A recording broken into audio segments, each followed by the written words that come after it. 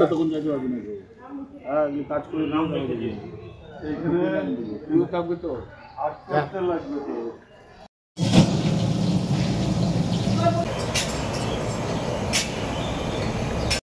নমস্কার, বর্ষপূর্তি মন্দিরে বাবা শিব পূজা শুরু হয়ে গিয়েছে। এর মধ্যে আমরা আলিপুরদুয়ারবাসী সমগ্রবাসীকে আমরা এখানে আগমন জানাই, তাদের আমন্ত্রণ করি। তারা যেন আমাদের আমন্ত্রণে সারা দিয়ে প্রসাদ দিতে বিকাল 5টার সময় প্রসাদ দেবো। সকলে প্রসাদ গ্রহণ করতে গেলে আসে এবং সবাই এখানে মন্দির দর্শন করে প্রসাদ নিতে আসে, এটি প্রার্থনা করি।